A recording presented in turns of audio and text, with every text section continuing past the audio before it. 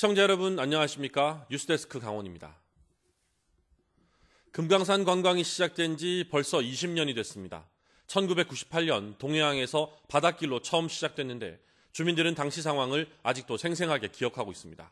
보도에 조규환 기자입니다.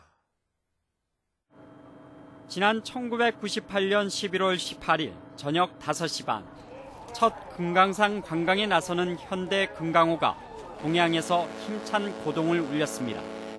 한국 전쟁이 끝난 지 거의 반세기 만이었습니다.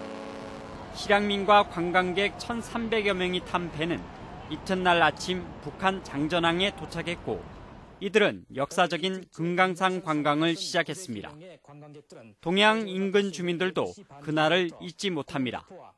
통일도 금방 오지 않겠나 이래 큰 기대를 하고 또 실제 관광객들이 와가지고 주변의 식당이라든가 저희 약국 같은 데도 좀 이용하고 이랬거든요. 육로 관광이 시작된 2003년 이전까지 50만 명 넘는 관광객들이 바닷길로 금강산을 다녀왔습니다. 바닷길을 이용한 금강산 관광이 중단된 지 10년이 훨씬 지난 지금 이곳 동해안 터미널에서는 국제 여객선만이 운항하고 있습니다. 동해안 주변은 점점 침체됐지만 주민들은 금강산 관광의 성공을 바랬습니다.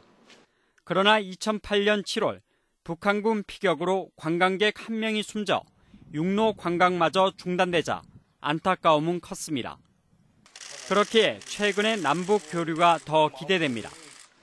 육로 철도 지금 연결한다고 하니까 주민 입장에서는 아무래도 그 점 여기는 사실 이렇게 발전 기대감이 좀 많이 떨어졌었기 때문에 그런 요소가 있다 하면은 굉장히 저희들은 환영합니다. 금강산 관광 20년, 금강산 관광 재개에 대한 기대감도 어느 때보다 높아지고 있습니다. MBC 뉴스 조규환입니다. 연말이 다가오면서 술자리가 많아질 텐데요. 절대 음주운전하지 말아야겠습니다.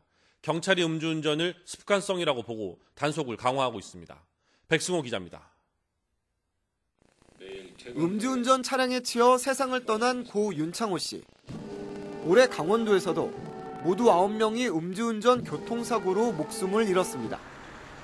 강원지방경찰청에 따르면 음주운전을 하다 사고를 낸 사람이 다시 음주 교통사고를 낸 비율이 50%에 가까운 것으로 나타났습니다. 최근 3년 동안 도내에서 발생한 전체 음주 교통사고 가운데 재범이 26%, 3번 이상은 18%였습니다. 사고를 내지 않았지만 음주운전을 하다 2번 이상 적발된 경우도 40%를 웃돌았습니다. 원인은 그 습관성이죠. 그것도 음주운전도요. 예. 또 음주운전에 대한 또 사회적으로는 또 관용적인 부분이 좀 많이 있잖아, 그죠? 경찰이 내년 1월 말까지 음주운전 특별 단속에 나섭니다. 최근 5년 동안 음주운전을 하다 3번 이상 적발된 사람이 또 적발되면 아예 차량을 압수합니다. 또 음주운전 사실을 알고도 차 열쇠를 주거나 음주운전 차량에 탄 동승자도 방조범으로 입건할 계획입니다.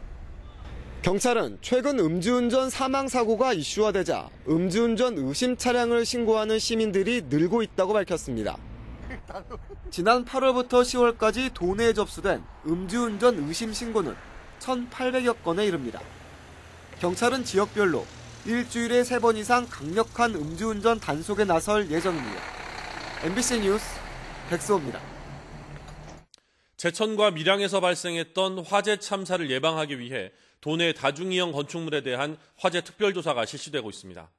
크고 작은 불량 사항들이 적발되고 있는데 즉시 해결하기 힘든 건축물 불법 증개축이 문제가 되고 있습니다. 황구성 기자입니다. 화재 특별조사가 진행 중인 마을 경로당. 건물에 대한 기본 조사가 끝나면 곳곳의 화재 취약점을 살펴봅니다.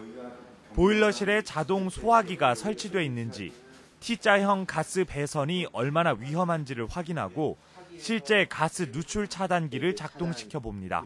월 한 번씩 이장님이나 회장님께서 확인을 하셔야 돼요. 그래서 소리가 이제 들릴 거예요. 들리시죠? 불법 증축된 것으로 보이는 샌드위치 패널 건물은 관할시 군청에 통보됩니다.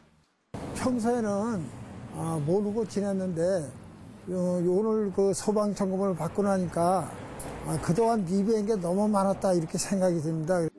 횡성에서 지난 4개월간 280여 곳 건물의 화재 특별조사가 진행됐는데 모든 곳이 불량 판정을 받았습니다. 적발 건수 2,600여 건 가운데 소방 분야 다음으로 비상 피난 구역까지 건축물을 개축하거나 피난 계단 출구에까지 증축하는 등 불법 증개축과 방화 구획 훼손과 같은 건축 분야는 690여 건으로 뒤를 이었습니다. 이렇듯 즉시 조치가 어려운 중대 위반 적발 건물은 점검을 받은 10곳 중 6곳이나 됐습니다. 불법 증축된 부분에 대해서는 소방시설이 들어가 있지 않기 때문에 화재가 났을 때 감직이나 스프링클러가 없어서 초기 발견이나 소화가 어려운 부분이 있습니다. 소방당국은 도내 불량 판정을 받은 4,600여 곳 가운데 500여 곳을 중대 위반으로 관할 지자체에 통보하고 13곳에 과태료 처분을 내렸습니다. 올해 안으로 도내 다중이용 건축물 9천여 곳에 대한 소방 특별조사가 실시될 예정입니다. MBC 뉴스 황구선입니다. 내년 도내 통폐합 대상 학교가 20곳인 것으로 확인됐습니다.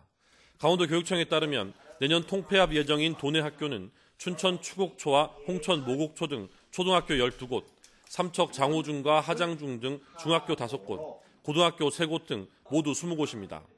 2020년 통폐합 예정인 학교는 28곳, 2021년 통폐합 예정인 학교는 24곳입니다.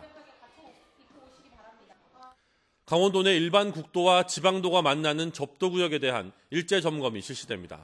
원주지방국토관리청은 내일부터 이달 말까지 접도구역 내 불법 도로 조명과 토지의 형질 변경 행위 여부 등을 확인하고 경계 표지와 안내 표지의 관리 상태도 점검한다고 밝혔습니다. 도로 안전을 확보하기 위한 이번 점검에서 불법 또는 관리가 미흡한 점이 발견되면 해당 지자체에 즉시 시정 조치 요청할 계획입니다. 강원도 수의사회와 강원대 동물진료 봉사 동아리가 원주 유기동물 보호소를 찾아 진료 봉사를 펼쳤습니다. 이들은 주인에게 버림받은 유기동물을 대상으로 건강검진을 실시하고 진료와 질병 예방주사, 중성화 수술 등의 진료 봉사활동을 실시했습니다. 도내에서는 작년 한 해 4,733마리의 유기동물이 발생해 20%는 주인에게 돌아갔고 34%는 분양됐으며 21%인 1,013마리가 보호되고 있습니다. 강릉항과 묵호항에서 울릉도를 오가는 여객선이 내일부터 겨울철 휴항에 들어갑니다. 뉴스를 마칩니다. 고맙습니다.